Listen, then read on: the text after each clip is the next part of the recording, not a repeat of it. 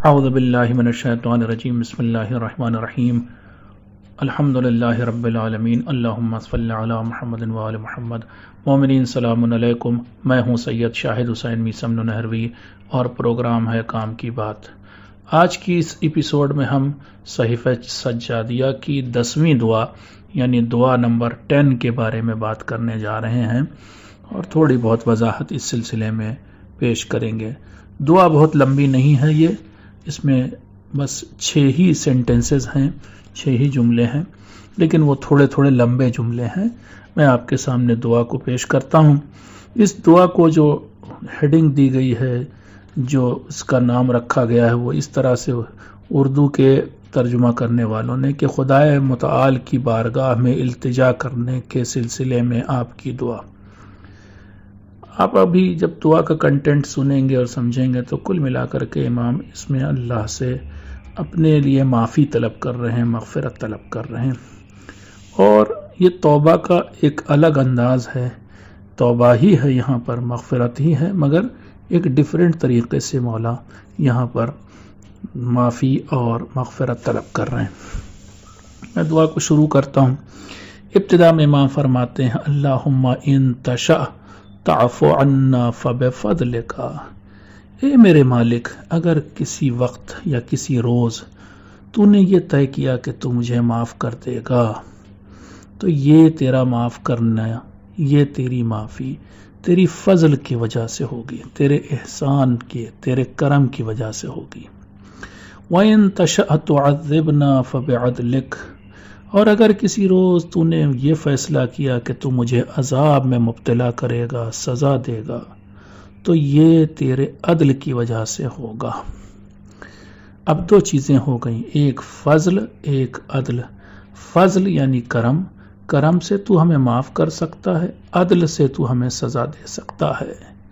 اسی لیے آپ نے دیکھا ہوگا اگر مراجع کرام، مجتہدین یا بڑے علماء یا ایسے بھی ہمارے درمیان ماشاءاللہ جو علماء ہیں، وہ اکثر نماز میں ایک دعا مانگتے ہیں۔ وہ کیا مانگتے ہیں؟ رب عاملنا بفضلک ولا تعاملنا بعدلک، یا اللہ تو ہم سے جب معاملہ کرنا، جب ہمارے اور تیرے بیچ معاملے کی باری آئے تو اس وقت فضل کے ذریعے معاملہ کرنا، عدل کے ذریعے معاملہ نہ کرنا۔ فضل کا مطلب کیا ہوتا ہے؟ فضل کا مطلب ہوتا ہے 1 کے برابر 1 نہیں دینا، بلکہ 1 کے برابر 10 انعام دینا، 20 انعام دینا، 100، لاکھوں، کروڑوں انعام دینا، 1 نیکی کے برابر کے بدلے اتنا زیادہ انعام دینا۔ عدل کا مطلب ہوتا ہے 1 کے بدلے 1۔ اب اگر ایسا ہو گیا یعنی عدل والی باری آ گئی تو ہمارے گناہ زیادہ ہیں، نیکیاں کم ہیں، تو ہمارا جو ترازو ہے اعمال کا، اس میں ہماری برائیوں کا پلڑا نیچے چلا جائے گا اور ہم پھر جہنمی قرار پائیں گے۔ تو امام فرما رہے ہیں جب ہم سے معاملہ کرنا، ٹھیک ہے کسی اور سے مجھے نہیں پتا، شیطان سے تیرا معاملہ کیسا ہوگا، یا مثلا ملائکہ سے تو کس طرح معاملہ کرے گا، وہ سب ہمیں نہیں معلوم، لیکن جب ہم سے معاملہ کرنا تو فضل کے ساتھ معاملہ کرنا، عدل کے ساتھ معاملہ نہ کرنا۔ پھر آگے اب فرما رہے مولا فَسَحِّلْ لَنَا عَفْوَكَ بِمَنِّكَ وَأَجِرْنَا مِنْ عَذَابِكَ بِتَجَاوُزِكَ، تو اے میرے مالک وہ والا راستہ کھول دے، وہ والا راستہ آسان کر دے ہمارے لیے کہ جو تیرے عفو تک جاتا ہو، تیری معافی تک جاتا ہو۔ اپنے الفاظ میں میں کہوں، وہ والے راستے کی طرف ہمارے لیے ڈھال بنا دے کہ ہم لڑکتے ہوئے بھی تیری معافی تک پہنچ جائیں۔ وہ ایسا ڈھال والا راستہ ہو کہ ہم خود ہی سے یعنی نہ چاہتے ہوئے بھی لڑکتے ہوئے اس تیری بخشش تک اور تیرے عفو تک پہنچ جائیں۔ وَأَجِرْنَا مِنْ عَذَابِكَ بِتَجَاوُزِكَ، اور جو دوسرا راستہ جاتا ہے نا تیرے عذاب کی طرف، اس راستے سے ہم کو بچا لے۔ یہ تو ترجمہ ہوا، لیکن اگر میں کہوں تو اپنے الفاظ میں کہ وہ اس راستے کو ہمارے لیے بند کر دے، اس راستے پر کوئی ایسا بیریئر لگا دے ہم جا ہی نہ پائیں، ٹھیک ہے، ایسا ہمارے ساتھ احسان کر دے میرے مالک۔ پھر فرما رہے آگے فَإِنَّهُ لَا طَاقَةَ لَنَا بِعَدْلِكَ، ہمارے اندر تو اتنی طاقت نہیں کہ ہم تیرے عدل اور انصاف کو برداشت کر لے جائیں۔ کیا مطلب ہے؟ ہمارے اندر اتنی طاقت نہیں کہ ہم وہ والا معاملہ کہ ایک نیکی کے بدلے میں ایک ثواب اور ایک برائی کے بدلے میں ایک عقاب، اگر یہ والا معاملہ ہوا، اس طرح سے تو نے ہمارے ساتھ معاملہ کیا تو ہمارے تو بس کی بات نہیں ہے، ہم کبھی بھی پاس نہیں ہو سکتے پھر امتحان میں۔ یہ وہی چیز ہے کہ جس کو مولا علی علیہ السلام دعائے کمیل میں کہتے ہیں کہ میری کیا حیثیت ہے، میرے تو ذرا سے، میں اپنے الفاظ میں البتہ کہہ رہا ہوں، میرے تو دیکھ تو میری کھال کتنی جو ہے ایک دم باریک ہے، دیکھ میری ہڈیاں کتنی کمزور ہیں، یہ سب کہنے کے بعد کہتے ہیں ادھر دیکھ ذرا جہنم کی آگ کیسی آگ، بھڑکتی آگ ہوگی، تو تیرے غضب سے جو آگ روشن ہو اس کو میں کیا برداشت کروں گا۔ وَهَذَا مَا لَا تَقُومُ لَهُ السَّمَاوَاتُ وَالْأَرْضُ، ارے آسمان جتنے ہیں وہ جتنی زمین ہے وہ انہیں نہیں برداشت کر سکتی، میں کتنا چھوٹی سی تیری مخلوق، کیڑے برابر بھی تو میں نہیں ہوں، میں کیا برداشت کروں گا اس آگ کو۔ تو امام یہاں پہ کیا فرما رہے ہیں، امام زین العابدین علیہ السلام فرما رہے ہیں فَإِنَّهُ لَا طَاقَةَ لَنَا بِعَدْلِكَ، ہمارے اندر تو اتنی طاقت نہیں کہ ہم تیرے عدل کو برداشت کر پائیں۔ وَلَا نَجَاةَ لِأَحَدٍ مِّنَّا دُونَ عَفْوِكَ، نہ صرف ہمارے لیے کہہ رہے ہیں بلکہ کہہ رہے ہیں تمام انسانوں کے لیے یہ ممکن نہیں ہے، کہہ رہے ہیں ہم میں سے کوئی بھی نہیں ایسا کر سکتا کہ تیرے عدل کو برداشت کر لے، اور ہم میں سے کوئی بھی نجات نہیں پا سکتا جب تک کہ تیری معافی نہ ہو، جب تک کہ تو معاف نہ کرے، کیونکہ ہم میں سے کسی کے بھی نیک اعمال برے اعمال سے زیادہ نہیں ہیں۔ اب آگے چلتے ہیں، اگلا جملہ امام فرماتے ہیں یا غنی الاغنیاء نحن عبادک بین یدیک، اے مالداروں کے مالدار، اے سب سے زیادہ مالدار، ہم تو تیرے بندے ہیں، ہم تو تیرے غلام ہیں، ہم تیرے سامنے آ گئے ہیں، تیرے سامنے آ کے کھڑے ہو گئے، سر جھکائے ہوئے ہیں۔ وانا افقر الفقراء الیک، اور جہاں تک میری بات ہے تو سب سے زیادہ مالدار اور میں سب سے زیادہ فقیر ہوں، جتنے فقیر اس دنیا میں ہیں ان سب سے زیادہ فقیر میں ہوں۔ فاجبر فاقتنا بوسعک، تو دیکھ تو ایک طرف مالدار، اتنا مالدار، اور ایک طرف میں کتنا فقیر، تو تھوڑا سا ادھر سے اپنی طرف سے وہ مال میری طرف گرا دے، تیرے پاس تو بہت ہے تو تھوڑا سا لڑکا دے، بہا دے۔ وَلَا تَقْطَعْ رَجَاءَنَا بِمَنْعِكَ، تو دیکھ تو ہماری امید کو نہ توڑنا، منقطع نہ کرنا۔ فَتَكُونَ أَشْقَيْتَ مَنِ اسْتَعْدَى بِكَ وَحَرَمْتَ مَنِ اسْتَرْفَدَ فَضْلَكَ، اگر تو نے ہماری امید کو توڑ دیا تو کہا جائے گا کہ تو نے اس شخص کو بد نصیب بنا دیا جو تیرے پاس خوش نصیب بننے آیا تھا، جو تیرے پاس اچھا بننے آیا تھا، تو نے اسے اور برا کر کے لوٹا دیا۔ جیسے ڈاکٹر کے یہاں کوئی مریض آئے، بیچارہ بیمار ہے، بیمار آیا شفا پانے کے لیے، اور ڈاکٹر صاحب کچھ ایسی دوا دے دیں جو اس کی بیماری نہ جائے یا پھر بیماری اور بڑھ جائے، تو اگر تو ہمیں لوٹا دے گا، ہماری امید کو نا امیدی میں بدل دے گا، تو یہی کہا جائے گا تیرے بارے میں کہ ہم تو آئے تھے بڑی امید لے کے اور تو نے ہمیں لوٹا دیا۔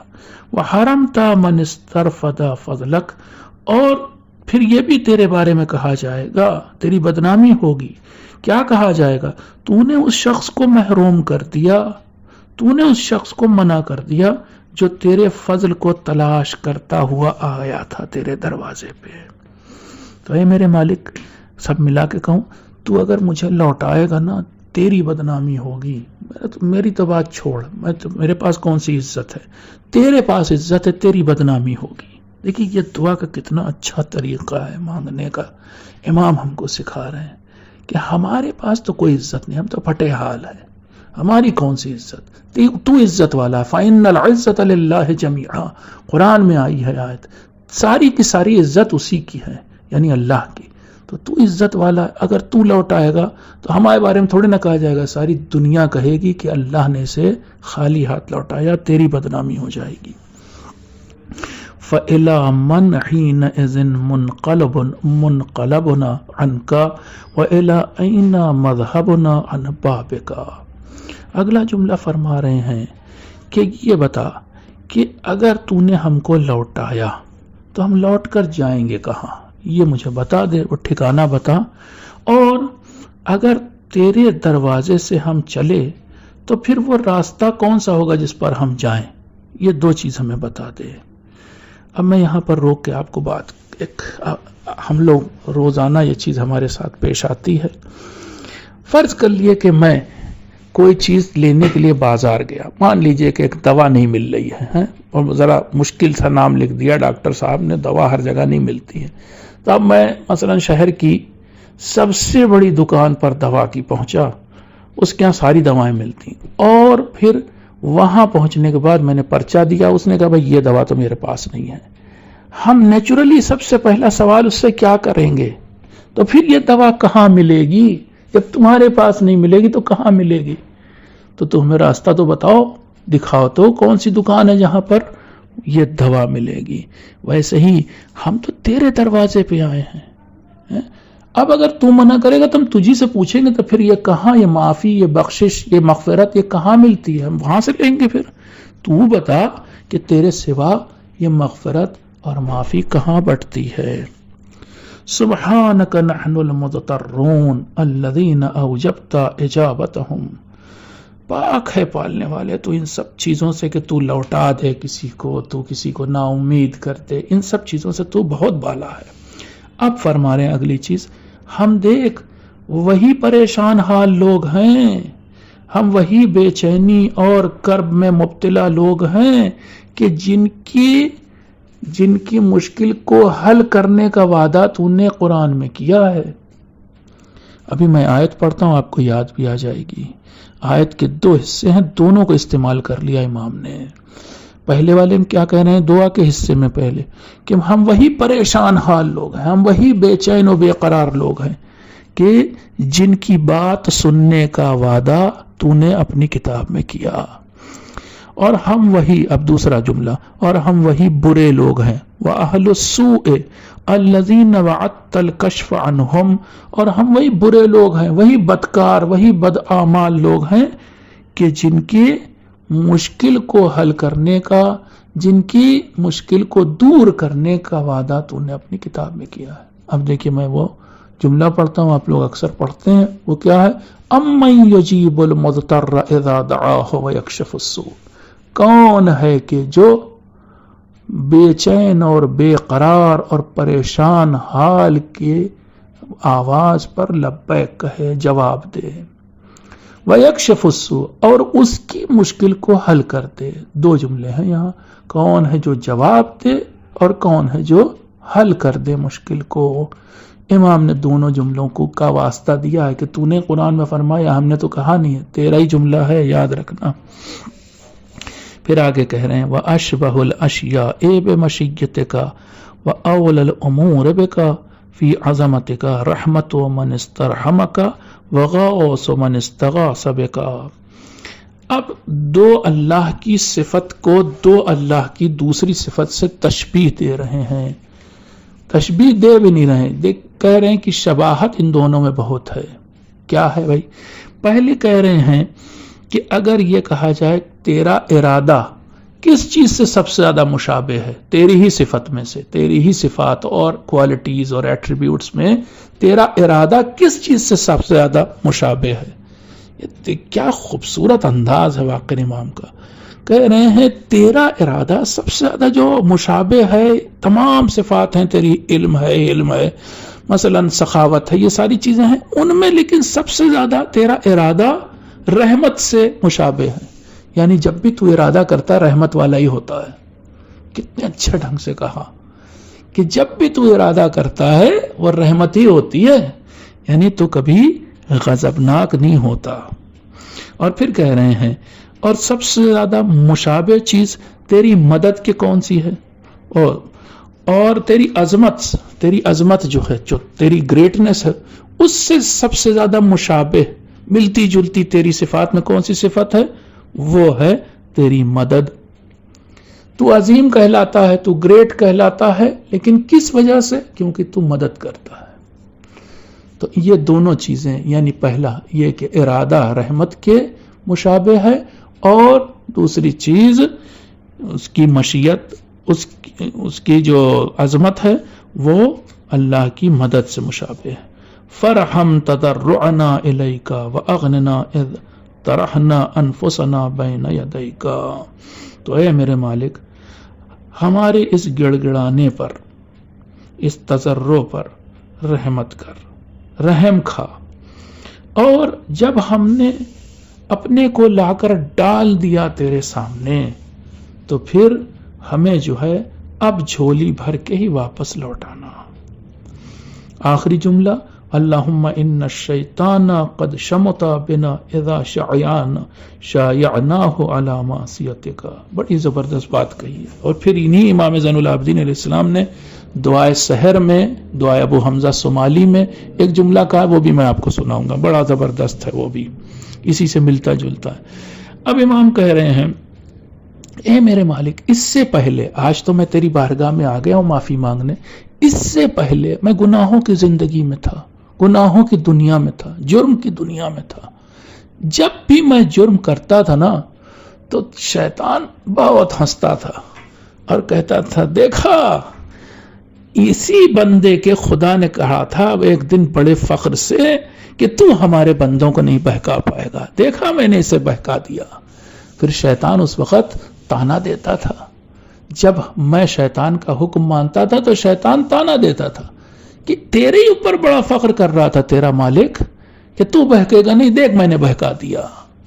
تو اب میرے مالک وہ اس وقت تانا دیتا تھا، ٹھیک ہے، فصل علی محمد وآلہ، تو محمد وآل محمد علیہ السلام پر اپنی رحمت نازل فرما۔ یہ جملہ بیچ میں صلوات کا اس لیے لگاتے ہیں کہ روایت میں آیا ہے کہ جب بھی صلوات لگی ہو کہیں پر اور اس کے بعد دعا ہو، تو اللہ تعالیٰ اتنا کنجوس نہیں ہے کہ صلوات کو قبول کرے اور اگلا جملہ جو ہے دعا کا اس کو رد کر دے۔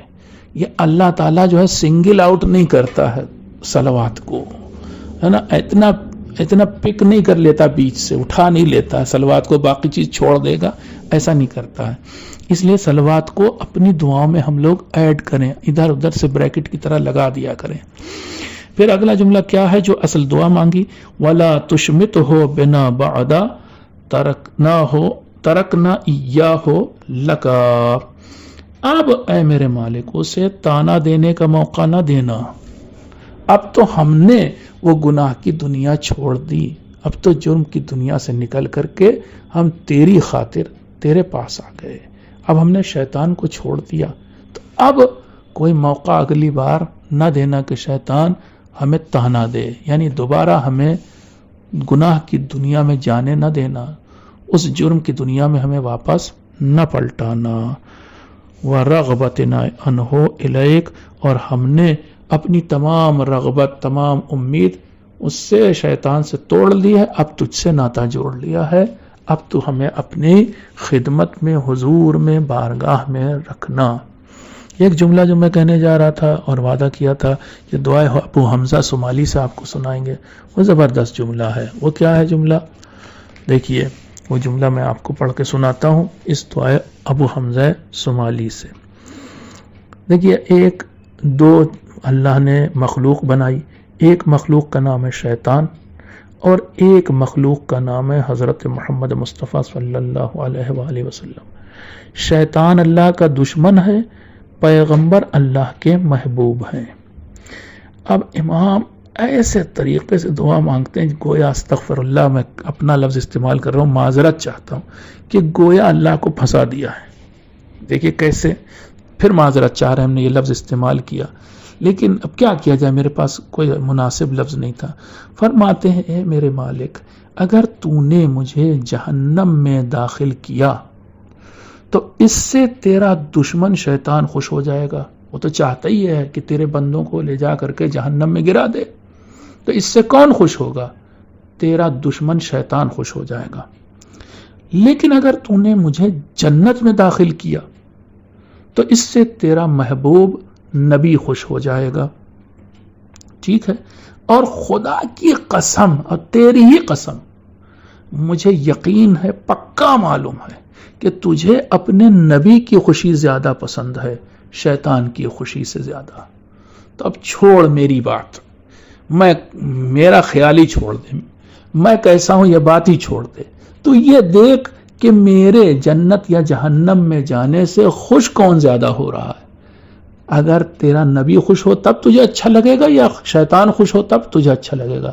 تو میری بات چھوڑ، اپنے محبوب نبی کی خوشی کی خاطر مجھے جنت میں ڈال دے. اب میں سمجھتا ہوں اس سے بہتر طریقہ جو ہے دعا کو ہو ہی نہیں سکتا. اور لفظ میں توبہ توبہ استغفر اللہ جو میں نے پھنسا دینے کا لفظ استعمال کیا، یعنی اللہ نے ایک سوال کے طور پر، امام نے ایک سوال کے طور پر اللہ کے سامنے یہ بات کہی کہ یہ بتا کس کے خوش ہونے سے تو زیادہ خوش ہوگا، یا کس کا خوش ہونا تجھے زیادہ پسند ہے، نبی کا یا شیطان کا. اور اس طریقے سے اپنی بات کہی. کیا خوبصورت انداز ہے. میرے الفاظ اگر آپ کو صحیح نہ لگا تو معذرت چاہتے ہیں. میرا مقصد یہ ہے کہ دعا پوری طور سے ایکسپلین کر سکیں اور اس کی گہرائی کو ہم لوگ سمجھ سکیں. میں سمجھتا ہوں میری بات واضح ہو گئی ہوگی. والسلام علیکم ورحمۃ اللہ وبرکاتہ.